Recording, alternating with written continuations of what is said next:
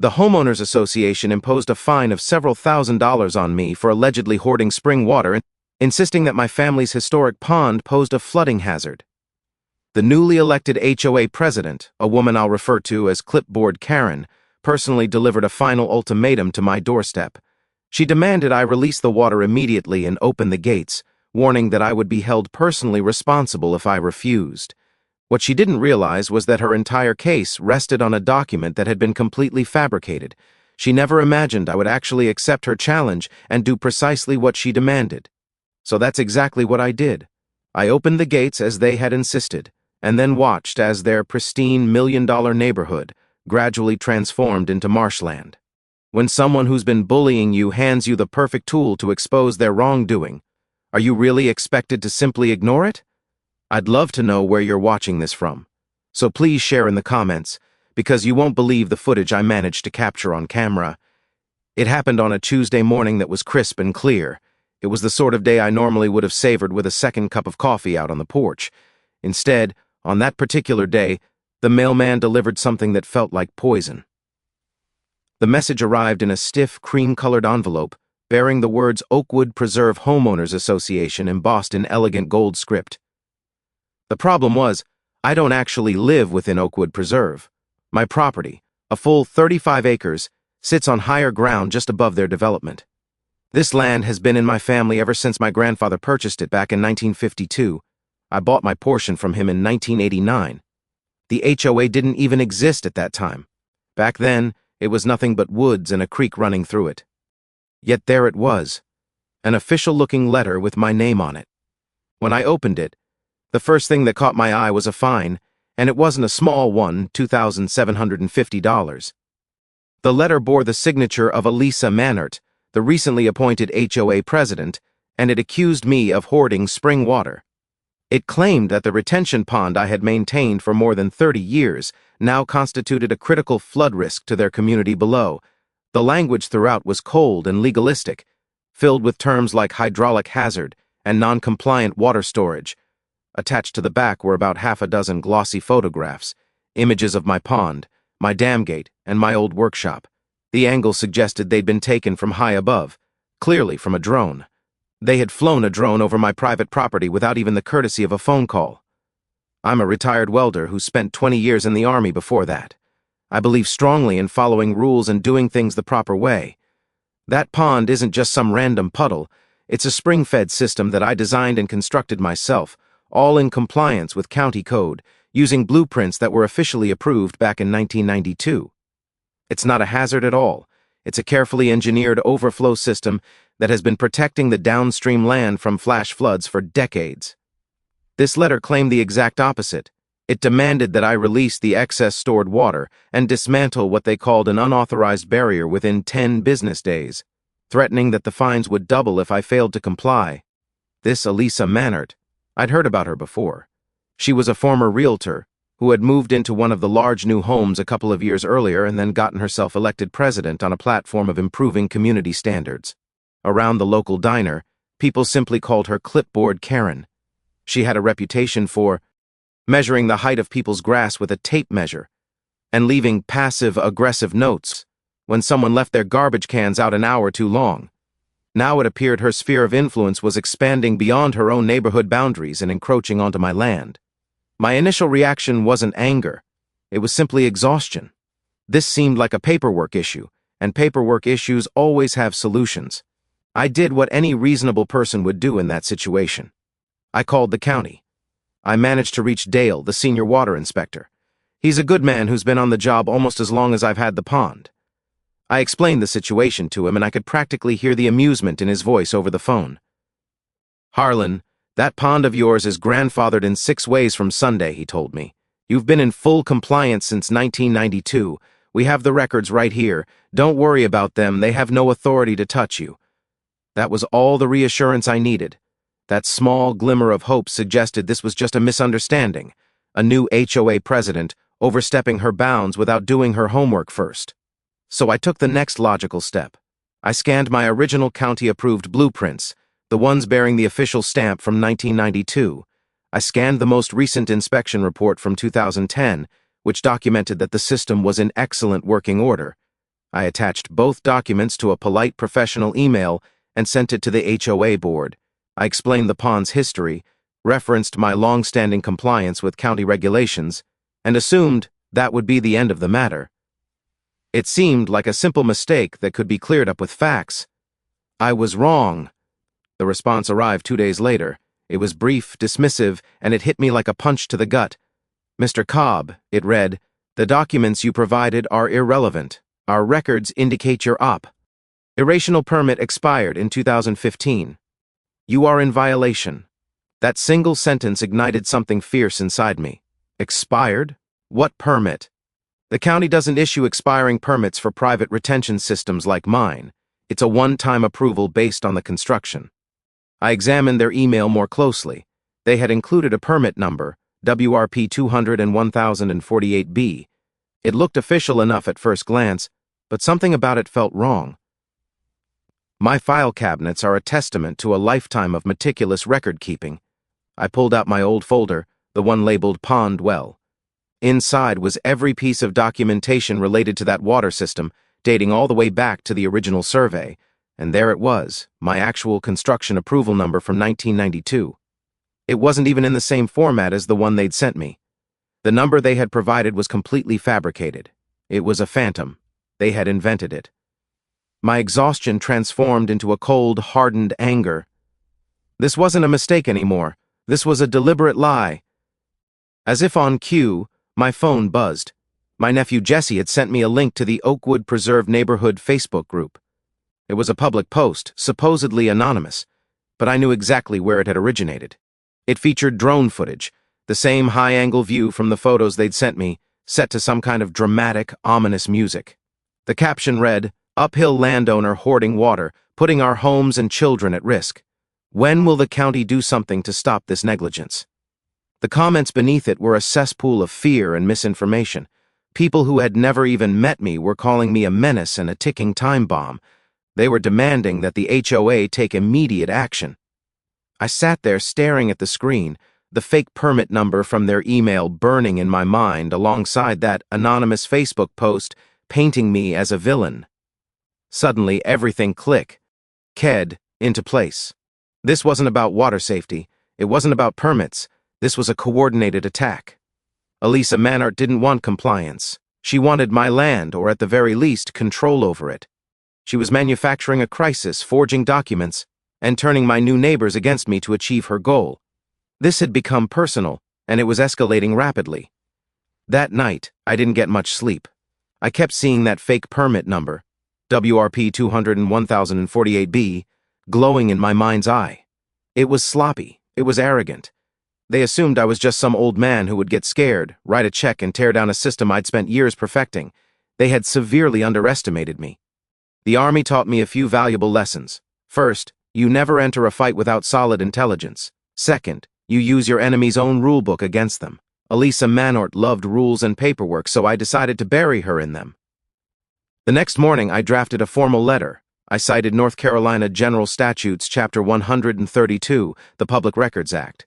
Even though I wasn't part of their HOA, their official actions concerned my property, which meant I had a legal right to see every piece of correspondence, every report, and every vote related to me. I sent it via certified mail with a return receipt requested. The waiting period was the most difficult part. While I waited, I returned to the county planning office. This time, I didn't call ahead. I went in person. I found Dale, the water inspector, and showed him the email from the HOA containing their fake permit number. He examined it, squinted, and shook his head. "Harlan," he said, "I've been here 30 years. I've never seen a permit number formatted like this. It's completely bogus." He led me back to the archives, a dusty room that smelled of aged paper and forgotten history. We spent 2 hours combing through files from 2010. We found absolutely nothing. No permit, no application, no inspection record related to my land. The permit they had cited didn't just expire. It had never existed in the first place. About a week later, a thick manila envelope arrived from the HOA's management company. It was their response to my records request. Inside was a stack of papers, but most of it proved useless. Entire pages had been blacked out with marker. They called it redacted. They were clearly hiding something, but they had gotten careless. Tucked in the middle of the stack was a printout of the fake permit form itself. It was a crude forgery that looked like something created in Microsoft Word. But the most incriminating element was the signature at the bottom, a messy scrawl above the typed name of a county engineer named Bill Patterson. I knew Bill. He used to come out and inspect county culverts. He was a good man who had retired years ago. A quick search on the county's own website confirmed it. Bill Patterson had celebrated his retirement party in 2008. The document the HOA was using to fine me thousands of dollars was dated 2010 and signed by a man who hadn't worked there for 2 years. This was the evidence. This was the proof I needed. But there was more. On the back of one of the redacted pages, a single email had been printed, an email they had clearly forgotten to black out. It was from Elisa Mannert to another board member. The subject line read "The Uphill Problem." I read it twice, my blood running cold. "We can't have water pooling up there. It's a mosquito risk and a lawsuit waiting to happen," she had written. And then came the sentence that told me everything I needed to know. "He's not even in the HOA. Let's push hard." It had never been about a flood risk. It was a power grab, a land grab. I wasn't one of her subjects, so she was manufacturing a crisis to force me under her control. The anger returned, but this time it was different. It was calm. It was focused. I called my nephew Jesse. He's a firefighter, sharp as a tack and skilled with technology. I showed him the drone footage from the Facebook group. He simply nodded. "Uncle Harlan," he said, "let's get our own footage." The following Saturday, Jesse came over with his drone. We walked the property line with a survey map and a measuring tape in hand. The main gate for my retention pond, the one they were calling a hazard, sat a full 15 feet inside my property line, completely outside their jurisdiction. Jesse flew his drone straight up with the camera pointed downward, capturing my gate, the property stakes, and the HOA's manicured lawns all in one clean shot. He overlaid the county plat map onto the video, drawing a bold red digital line. There was no room for argument. The proof was right there. That's when the fear left me completely. It was replaced by a kind of clarity I hadn't experienced in years. I had the HOA's own email proving their intent. I had proof that their official document was a forgery, and I had crystal-clear video evidence showing they had no jurisdiction whatsoever. I wasn't finished yet. My neighbor's son, Travis, was a bright young man studying civil engineering at the state university. I showed him everything. His eyes lit up with interest. He spent an entire weekend running rainfall models and runoff calculations. He produced a 2-page hydrology report complete with charts and diagrams that confirmed my small pond was actually reducing peak water flow to their neighborhood, not increasing it. He concluded that removing my gate, as the HOA demanded, would cause significant and predictable downstream erosion and sedimentation. In other words, it would cause a flood. I now had a comprehensive file. It was thick with facts, photographs, permits, public records, sworn statements, and a certified engineering report. Elisa Mannert had initiated a war of paperwork, thinking she was the only one armed with documentation. She had no idea I was bringing my own artillery. This wasn't going to be a battle fought with lawyers and angry phone calls. This was going to be a battle fought with receipts, with the laws of physics, and with precise measurements. The 6th week of this ordeal began with a knock on my door. It wasn't the mailman this time. It was a courier, a young man in a polo shirt holding a clipboard and an oversized envelope. He asked me to sign for it, and I knew before I even opened it that this was the final move. The paper inside was crisp and heavy, the kind people use when they want to appear important. Across the top, in bold red letters, it read, "Final Notice of Violation." The language was even more aggressive than before. "Immediate compliance required," it ordered. "Drain retention pond. Remove all artificial barriers."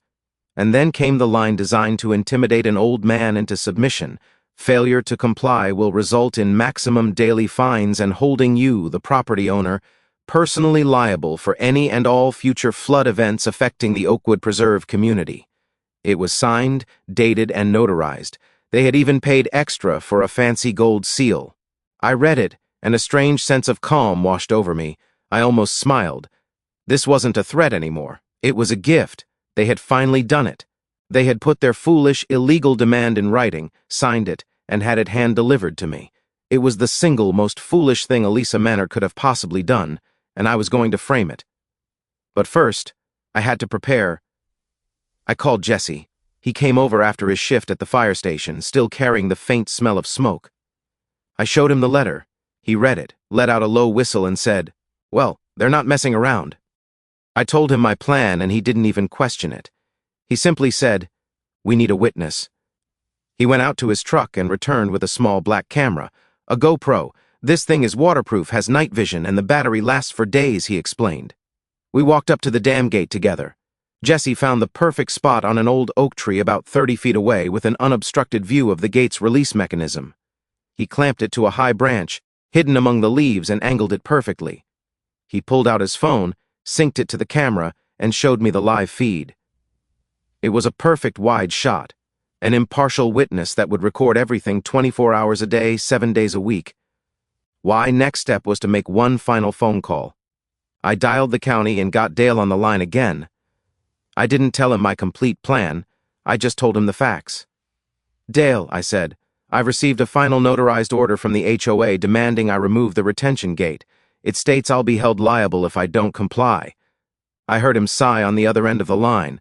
"Harlan, technically, they're an acting governing body for their subdivision," he said, choosing his words carefully. "My official advice to you is this: document everything. If you are complying with a direct written order from them, you need to prove it. Log the date, the time, and the action you take. Once you comply with a written directive from a governing body, your liability for the outcome of that compliance is zero. The liability transfers to them. They ordered it, they own it. That was the green light. That was the legal protection I needed." I hung up the phone and got to work typed up my own notice, keeping it simple and direct. Per the attached notarized directive from the Oakwood Preserve HOA dated October 12th, the retention gate on this property is being opened to allow for the free flow of water. This action is being taken under duress and to comply with their final notice. I printed out 10 copies. I took one copy along with a photocopy of their final notice and placed them in a plastic sheet protector. I drove a sturdy stake into the ground right next to the dam gate and nailed the notice to it for anyone to see. Then I mailed a copy via certified mail back to the HOA. I mailed another to the county water inspector's office for their records, and I mailed a third to an old buddy from my Army days who had become a lawyer. I wasn't planning to sue anyone, but I wanted my own paper trail on his desk just in case. Everything was in position. It was late afternoon, with the sun slanting through the trees. Jesse was still there, monitoring the live feed on his phone from my porch. I walked up to the gate carrying a heavy 3-foot-long pipe wrench. The mechanism was old, but I maintained my equipment well. I fitted the wrench onto the large nut on the release screw. It didn't groan or resist. I gave it a full turn, then another, feeling the familiar tension of the gears. I watched the steel gate slowly, carefully lower itself by just a fraction. Then I cranked it back the other way, lifting the heavy sluice gate at the bottom of the dam. I didn't throw it wide open. That would have been reckless. That's what they expected me to do. Instead, I opened it just 2 inches. It was enough. A small, steady stream of clear spring water, about as thick as my arm, began to flow out of the pond and down the natural runoff channel. It wasn't a flood. It was a promise. The water gurgled peacefully as it wound its way downhill toward their perfectly manicured green belt. On the drive back to the house, I turned on the radio. The weatherman was discussing a large weather system moving in from the west. The initial showers would be light, but by next week, they were forecasting to 6 inches of rain over a couple of days. I sat on my porch, watched the small stream of water disappear into the trees, and waited. All I had to do now was let them have exactly what they had asked for. I just had to wait for the rain. Gravity would handle the rest. The next few days were quiet. The small stream from my pond trickled down the hillside, a peaceful, constant presence. From my porch I could barely hear it. It followed the old runoff channel, a natural ditch carved out by a century of rain, and disappeared into the trees that separated my land from the manicured lawns of Oakwood Preserve. The water level in my pond dropped by a few inches, exactly as it was supposed to. Everything was functioning exactly as designed. It was the HOA that wasn't functioning properly. On Monday morning, I noticed a sign posted on their community message board down by the main road. In fancy looping letters, it announced the first annual Oakwood Preserve Spring Garden Fete for the coming Saturday. There would be lemonade, small sandwiches, and a contest for the best petunias. And the location for this grand event? Their community greenbelt, the very same sloped field that sat directly at the bottom of my runoff channel. It was like planning a picnic on railroad tracks. The next day, a commercial landscaping crew arrived. They weren't there to plant flowers. They were there to strip the earth bare. The greenbelt was bordered by a thick 30-foot-wide patch of native grasses and cattails, a natural buffer that had existed for as long as I could remember. Those plants were a vital part of the local ecosystem. Their deep roots held the soil together and absorbed excess water like a giant sponge. To Elisa Mannert, it simply looked messy. She wanted a clean view for her party. I watched through my binoculars as two men with heavy-duty brush hogs leveled the entire buffer zone. In under an hour, they chewed up the waist-high grasses and spat them out like sawdust. By the time they finished, the greenbelt was a smooth, bare ramp of dirt leading directly to their storm drain. Jesse's small GoPro, hidden in the oak tree, recorded every second of it.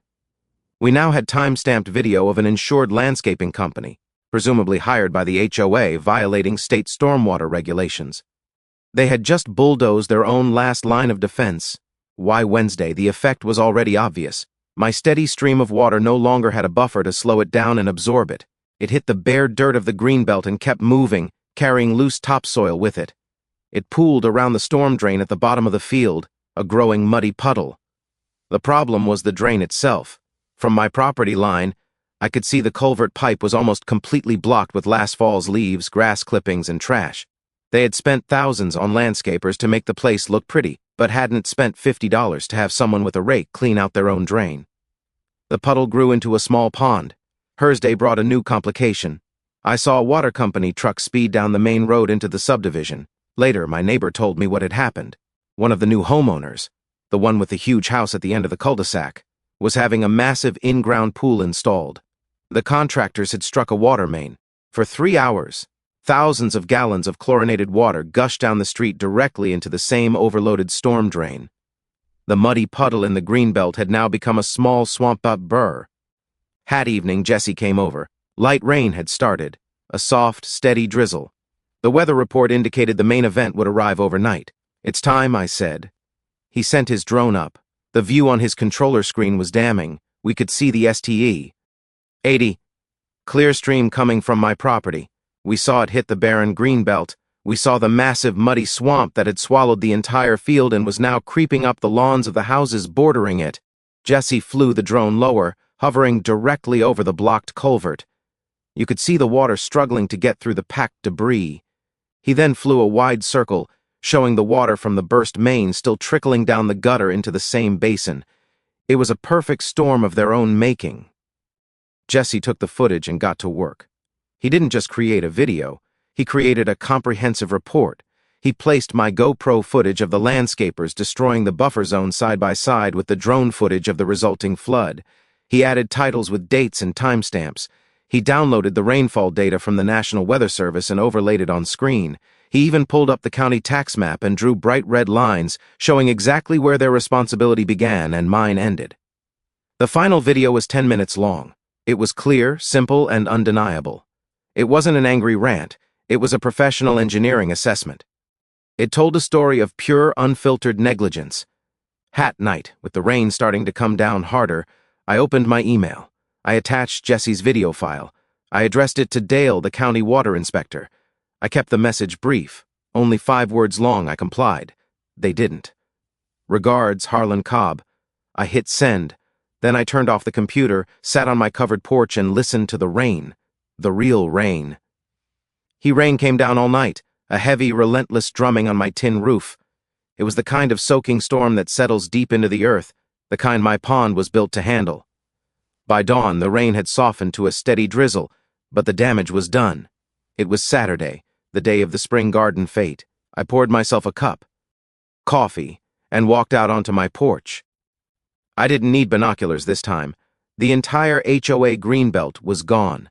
In its place was a shallow brown lake stretching from one end of the common area to the other. The carefully mowed turf, the intended site of the planned party, was now a swamp. Little white stakes that had marked out vendor booths stuck out of the muddy water like tiny, pathetic gravestones. The blocked culvert had failed completely. Unable to drain the combined flow from my spring, the burst water main, and 4 inches of overnight rain, the water had nowhere to go but up and out. It had breached the decorative curb and was now a sheet of muddy water flowing across the lawns of the 3 houses at the bottom of the hill.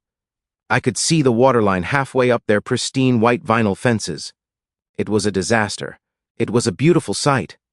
My phone rang just after 10 o'clock in the morning. The caller ID showed a number I didn't recognize, but I had a pretty good idea who it was.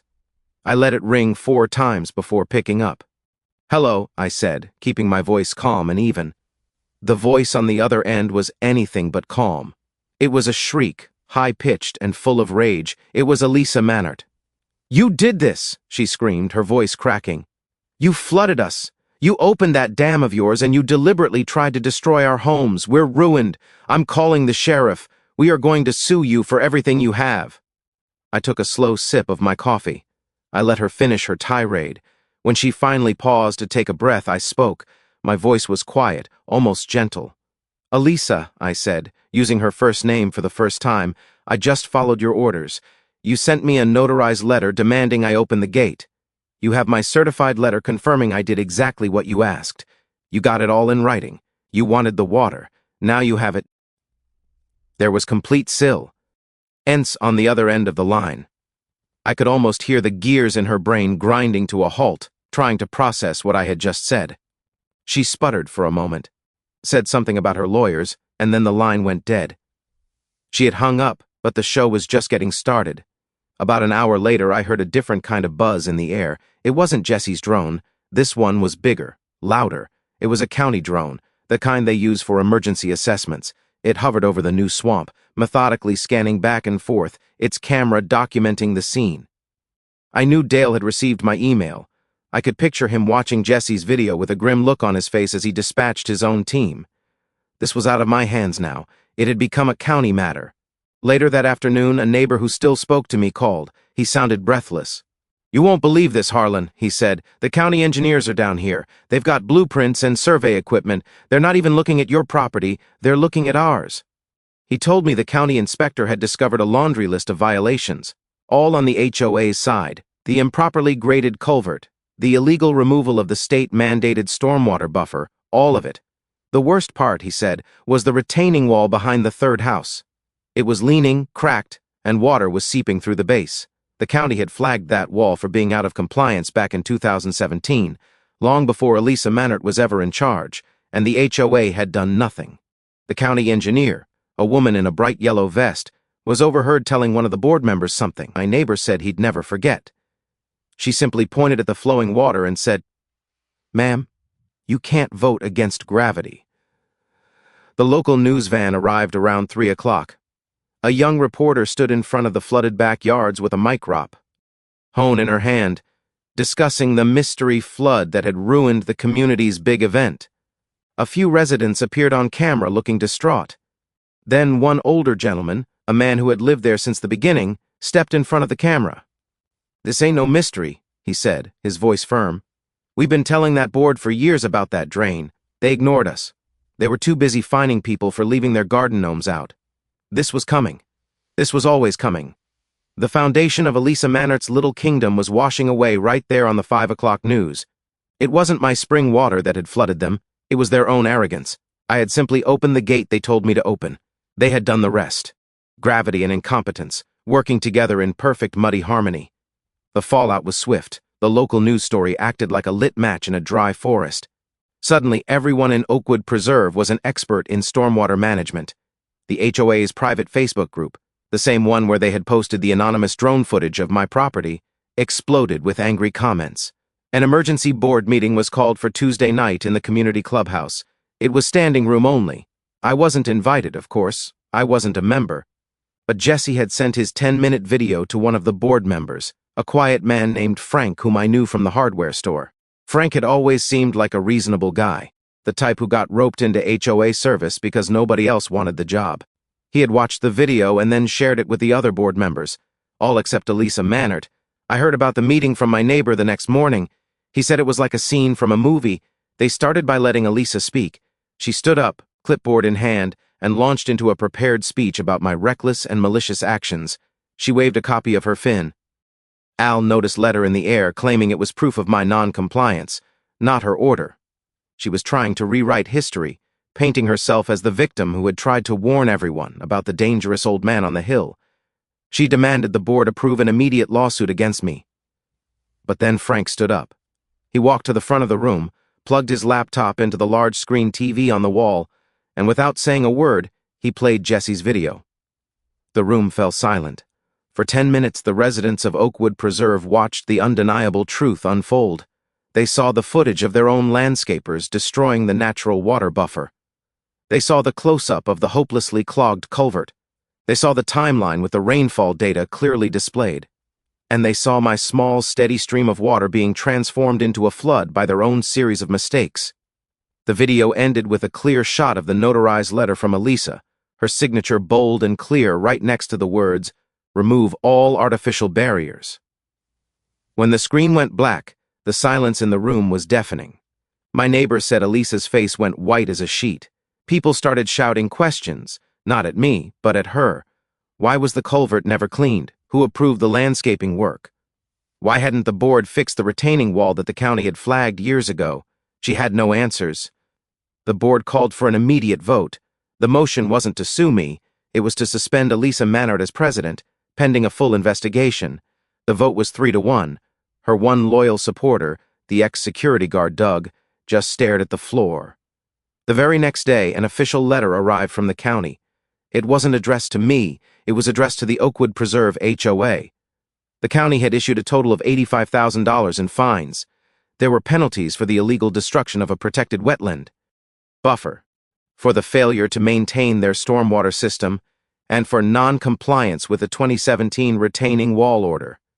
The county had taken all my proof, all my documentation, and turned it into a weapon. They didn't just find the HOA at fault, they used their own rulebook to prove it, chapter and verse. That's when I decided to release my file. Not for revenge, but for clarity. The local news reporter had been calling me, and I finally agreed to an interview on my terms. I didn't want to be on camera, I just wanted the facts to be public.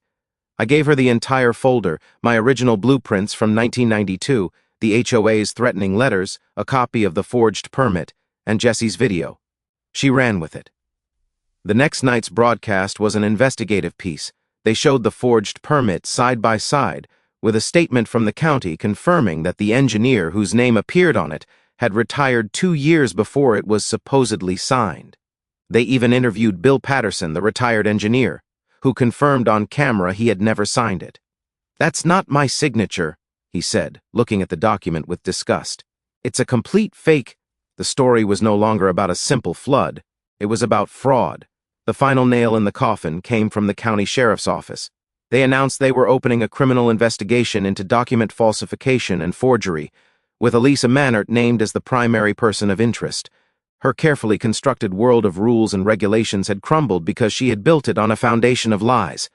The last I saw of her was in a cell phone video someone posted online. She was storming out of a second community meeting, shouting at residents, a wild look in her eyes. The power was gone. All that remained was the raw, sputtering anger of a bully who had finally been put in her place. All because she had signed a piece of paper, I was smart enough to do exactly what it said. After the storm, there's a certain kind of quiet. The water on their side of the fence receded, leaving behind a brown, muddy scar across 3 backyards and a community greenbelt that looked like a dry riverbed. The circus left town. The news vans found another story, and the angry chatter on the neighborhood Facebook group slowly faded, replaced by arguments over what color to paint the clubhouse. My part in the drama was over, but my work wasn't finished. The first thing I did was close my dam gate back to its normal position, allowing the pond to slowly refill to its safe, manageable level. Then I got to work building a proper, modern overflow channel. It wasn't something the county required, but it was something I required of myself. I hired Travis, the young engineering student, to help me design it. We planned a secondary spillway, wider and shallower than the old one, lined with heavy river rock to prevent erosion. It was an elegant, simple solution that would handle a 100-year flood event without breaking a sweat. It took me 2 weeks of hard work with a rented mini excavator, but when I was done, it was perfect. I had it inspected and certified by the county, and I mailed a copy of the final stamped approval to the HOA board, not out of spite, but simply for the record. The resolution for them was far more expensive. The HOA's insurance company, after reviewing the evidence, refused to cover the damages, citing gross negligence. The board had to levy a massive special assessment on every homeowner to pay the $85,000 county fine. Then came the settlements. They paid out compensation to the 3 flooded families. I never heard the exact figure, but the rumor was it reached well into 6 figures to cover foundation repairs, new landscaping, and crawl space remediation. The community's big project for the year was no longer a new pickleball court. It was paying for their own incompetence. Elisa Mannert was never seen at another meeting. About a month after the flood, a moving truck pulled up to her house. She and her husband sold their home at a loss and were gone before the end of the season. Her resignation wasn't dramatic. It was a short, one-sentence email read aloud at a meeting, a quiet, pathetic end to her reign. The criminal investigation into the forgery is still ongoing, a slow-moving gear in the machinery of justice. The biggest change, however, was in their rulebook. At their annual meeting, the HOA voted almost unanimously to add a new bylaw. It stated that no legal action or official demand could be made against any non-HOA property without a majority vote of the entire board, a certified third-party engineering report, and a formal opinion from a qualified attorney. They had built a fence of rules not to control others, but to protect themselves from another leader like Elisa. One evening, a few weeks later, I was out checking the new spillway when I saw a car pull up to my gate. It was Frank, the board member who had played Jesse's video at the meeting. He got out of his car and walked over with a hesitant look on his face. He wasn't a man who was comfortable with confrontation or grand gestures. He simply nodded toward my pond. "It's looking good, Harlan," he said. I thanked him. We stood in silence for a moment, listening to the birds. "Look," he said finally, meeting my eyes. "I know things got ugly. On behalf of the board, the new board anyway, I wanted to thank you. I must have looked confused," he continued. "That retaining wall the county flagged. The engineers said it was one big storm away from catastrophic failure. If that thing had collapsed, it would have taken out half a house. Your little flood exposed it. It forced us to fix it. It forced us to fix everything." He looked back toward his neighborhood. "You didn't ruin our community," he said. "You saved us from a much bigger disaster." He extended his hand and I shook it. It was the only apology I ever received and the only one I needed. The neighborhood looks different now. They hired a real civil engineering firm. The ugly, barren greenbelt now features a series of beautiful rain gardens filled with native plants that absorb water naturally. They replaced the blocked culvert with a proper drainage system. It's funny, by trying to force me to conform, Elisa Mannert had accidentally forced her entire neighborhood to become more responsible, more resilient. My life is quiet again, exactly the way I like it. My pond is clear and calm. The water level is precisely where it should be. I'm just an old man on a piece of land his family has owned for generations. But when the new folks in those big houses at the bottom of the hill walk their dogs, they sometimes look up here and give a small nod. It's a nod of respect. All I did was follow orders. Sometimes that's all it takes when the orders are foolish enough. And I think they all finally learned the same lesson I've always known. You can't vote against gravity.